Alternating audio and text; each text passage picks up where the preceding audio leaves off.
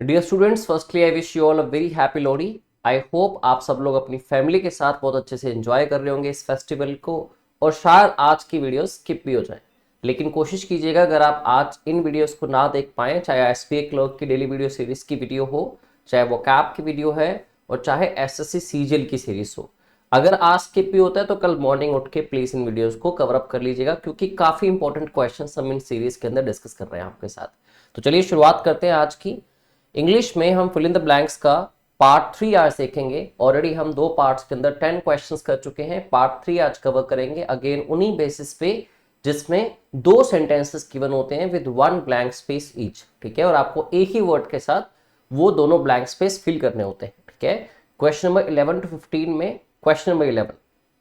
तो चलिए शुरुआत करें। शी आस्क्ड देम, उसने उनसे क्या कहा, नॉट टू टॉक अबाउट, की बात ना करें किस बारे में, about the incident in her dash, तो उसकी एब्सेंस या उसकी प्रेजेंस में बात ना करें, शायद ये हो सकता है। The internet service is making it's dash known by doing a lot of advertising. Internet service जो है अपनी डैश को is making it's dash known बना रही है by doing a lot of advertising, बहुत सारे एडवर्टाइजमेंट्स करने से। ठीक है, तो चलिए देखते हैं। फर्स्ट वर्ड है एब्सेंस। अगर मैं फर्स्ट ब्लैंक स्पेस को देखता हूं, she asked them not to talk about the incident in her absence, तो एब्सेंस करेक्ट हो सकता है कि शायद वो कह रही हो कि मेरी एब्सेंस में इस चीज के बारे में बात ना करो। ठीक है, लेकिन जब हम सेकंड सेंटेंस देखते हैं, the internet services making it's absence known by, absence तो नोन बाय नहीं होती। ठीक है, प्रेजेंस होती है known by. Presence known by होने का मतलब क्या होता है कि अपने आप को बहुत ज्यादा प्रमोट करना और अपने आप को फेमस करना। ठीक है, या फिर आपकी कॉग्निसेंस जो है लोगों के बीच में बढ़ जाए, अवेयरनेस काफी बढ़ जाए। तो अब मैं बी ऑप्शन पे चलता हूं, तो रेपुटेशन वर्ड भी यहां पे फिल हो सकता था सेकेंड वाले में, इट्स रेपुटेशन। तो इंटरनेट सर्विसेज जो है अपनी रेपुटेशन बढ़ा रही हैं, reputation known by doing a lot of advertising. Although reputation word ज्यादा लोगों के लिए यूज करते हैं, अगर इंटरनेट सर्विसेज के लिए यूज करना भी चाहो, लेकिन यहाँ पे इसको फिल नहीं कर सकते। आप ये नहीं कह सकते कि she asked them not to talk about the accident in her reputation. तो ये बी ऑप्शन भी आपका गलत होता है और ए ऑप्शन भी गलत होता है। The incident in her role भी नहीं हो सकता, और ना ही होगा making its role known by. ठीक है, अपने रोल को नोन बाय करना एक होता है अपनी प्रेजेंस को नोन बाय करना। ठीक है, एक होता है अपने रोल की इंपॉर्टेंस लोगों तक पहुंचाना। लेकिन फर्स्ट में अगेन देखें तो रोल वर्ड नहीं आ सकता, सेकंड में अगर सोचना भी पड़े, ठीक है, लेकिन फर्स्ट में तो 100% आप श्योर हैं कि नहीं आ सकता। अब डी ऑप्शन में दोस्तों लिखा है प्रेजेंस, जो कि एब्सोल्युटली दोनों में ही करेक्ट हो सकता है। She asked them not to talk about the accident in her presence, कि उसने उनसे कहा कि मेरी प्रेजेंस में एक्सीडेंट की बात मत करो। दैट मीन्स उसको हर्टफुल फील हो रहा होगा। ठीक है, या वो उस बारे में बात दोबारा नहीं करना चाहती, ना ही वो सुनना चाहती। ठीक है, तो अगले वाले में बात करें तो internet services making it's presence, making it's presence known by. ठीक है, अपनी प्रेजेंस को नोन करना, प्रेजेंस को नोन करने का मतलब अपनी रेपुटेशन को बिल्डअप करना, या फिर लोगों के बीच में बहुत ज्यादा प्रचलित या बहुत फेमस हो जाना। ठीक है, तो दोनों के हिसाब से देखें तो डी बिल्कुल करेक्ट ऑप्शन है। डिसीजन की अगर बात करें तो एक्सीडेंट इन हर डिसीजन नहीं हो सकता, और ना ही डिसीजन वर्ड सेकंड में आ सकता है। ठीक है, तो अगर आप पांचों वर्ड्स को पढ़ते हैं तो एक ही आपका आंसर करेक्ट बनता है, that is option D, presence. Okay, तो चलिए नेक्स्ट क्वेश्चन करें। His voice was dash audible above the sound of the river। देखो दोस्तों, जब यहां लिखा है above the sound या फिर लिखा है over the sound, ठीक है, अगर आप इस पे ध्यान नहीं देते, अगर ये मैं audible तक भी पढ़ता हूं, तो इस voice was dash audible। ठीक है, इतना क्लियर है कि voice was audible। audible यहां पे क्या है, एडजेक्टिव है। अगर आप एडजेक्टिव की डिग्री को ऐड करना चाहते हो तो क्या होगा, आपको एक एडवर्ब यूज करनी होगी।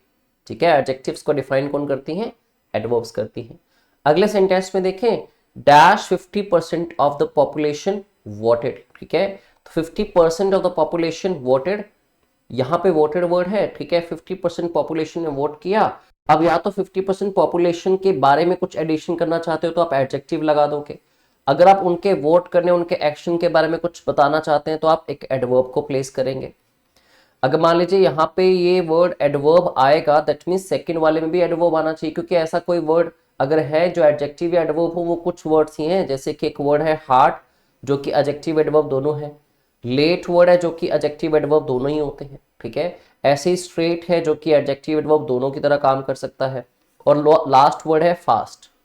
अब ये चारों वर्ड्स तो ऑप्शंस में है भी नहीं, ठीक है। तो दोस्तों चलिए ऑप्शंस को देखते हैं, देयर आफ्टर विल कंक्लूड कि कौन सा करेक्ट ऑप्शन होगा, ठीक है। His voice was around Audible, तो अराउंड ऑडिबल तो नहीं हो सकता, ठीक है। अब यहां पे अगर मैं कहता हूं around 50% of the population voted, ये करेक्ट हो सकता है कि लगभग 50% के आसपास पॉपुलेशन ने वोट किया, बट फर्स्ट वाले में अराउंड फिल नहीं हो सकता, इसलिए ऑप्शन ए आपका इनकरेक्ट हो गया।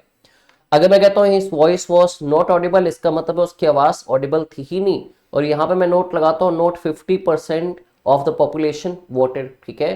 तो 50% ऑफ द पॉपुलेशन के लिए आपको एडवर्ब नोट लगानी है, तो वर्ब के पहले आने चाहिए, जैसे कि 50% of the population did not vote, 50% population ने तो वोट किया ही नहीं, तो नोट यहां पे आना चाहिए। और दूसरी बात, ये तो गलत है ही, अगर आप ऊपर देखते हैं नोट ऑडिबल के बाद वाले सेंटेंस को मेनली पढ़ो आप, above the sound of the river या फिर over the sound of the river, ठीक है। मतलब जो आवाज नदी की थी उसके ऊपर, मतलब उसकी आवाज ज्यादा थी, अबव या ओवर लगा के बताया तो उसकी आवाज ज्यादा थी, जिस वजह से इसकी आवाज दब गई या फिर इसकी आवाज कम हो गई, ठीक है। नोट ऑडिबल अगर आप लगाते भी हैं, लेकिन सेकंड वाले में नोट प्लॉजिबल नहीं है, वो फिजिबल ऑप्शन नहीं है, वो करेक्ट नहीं हो पाएगा, इसलिए नोट निकाल देते हैं हम यहां से। अब थर्ड ऑप्शन को पढ़ते हैं, बेयरली। बेयरली का मतलब दोस्तों क्या होता है, हार्डली, मतलब बहुत ही कम, ऑलमोस्ट नो के इक्वल, ठीक है। तो इस वॉइस वॉज हार्डली ऑडिबल, मतलब बहुत ही कम आवाज आ रही थी उसकी, हार्डली ऑडिबल थी, क्यों, above the sound of the river, क्योंकि रिवर की साउंड उससे ज्यादा थी। अब यहां पे अगर मैं लगाता हूं वर्ड बेयरली, तो बेयरली या हार्डली, क्योंकि दोनों का मीनिंग सेम है, इसको आप बेयरली कह लीजिए, हार्डली या फिर रेयरली कह सकते हैं।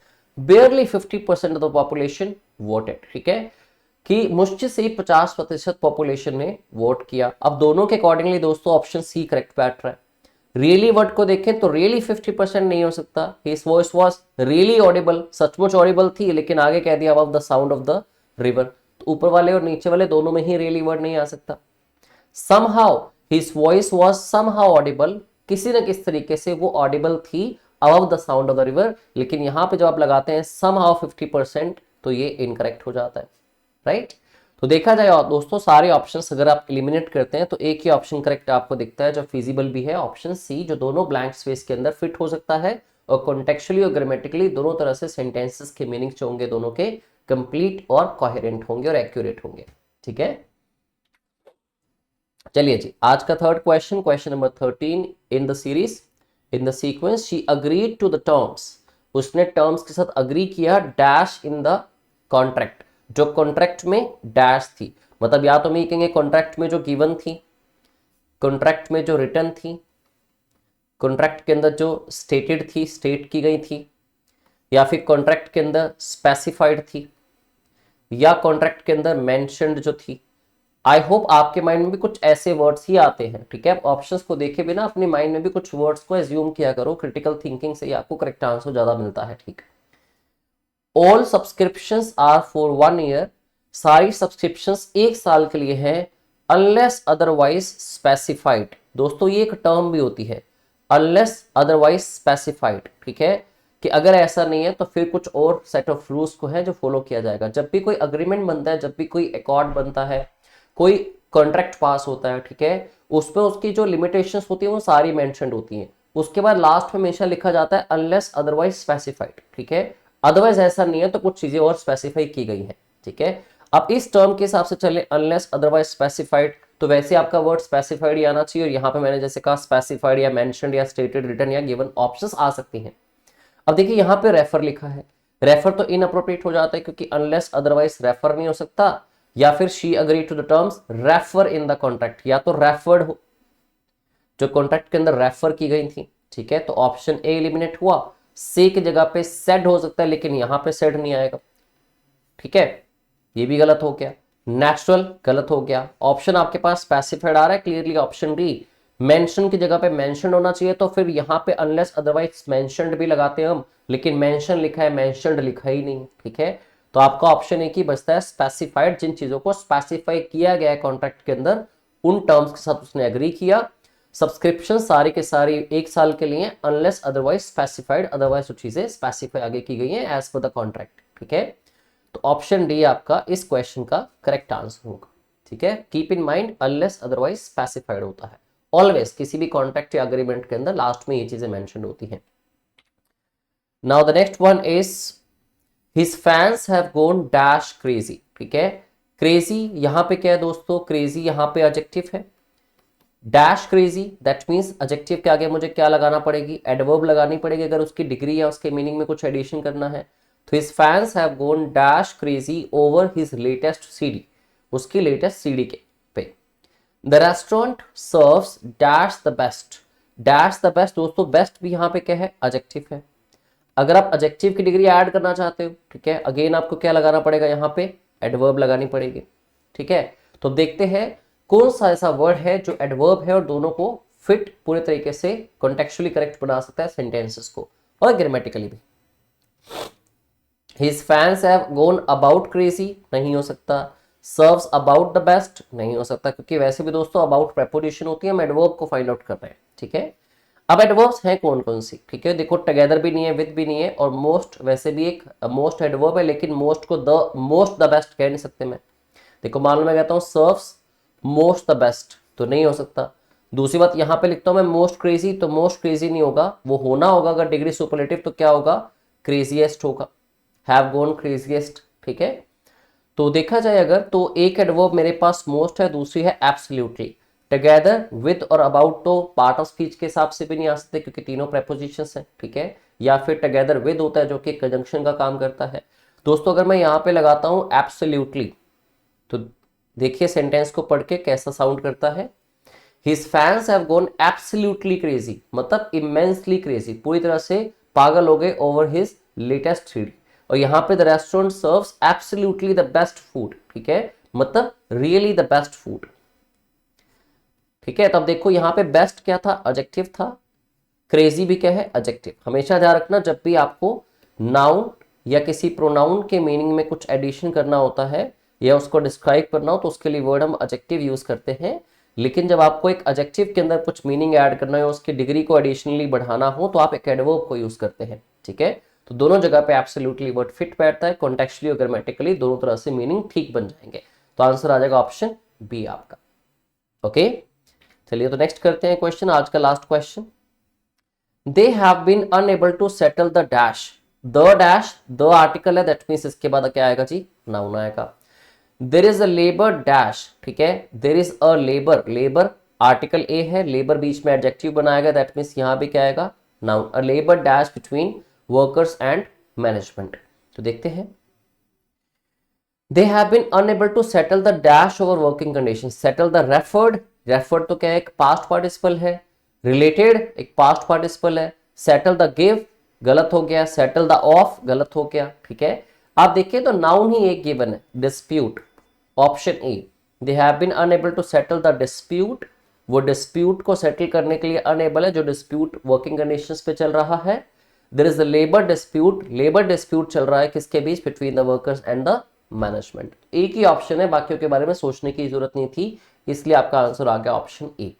आई होप ये सारे क्वेश्चंस इजी भी थे, आराम से सॉल्व किए जा सकते हैं। ऐसे क्वेश्चंस 1 to 5 को देखिए, आप 6 to 10 को देखिए, 11 to 15 को देखिए।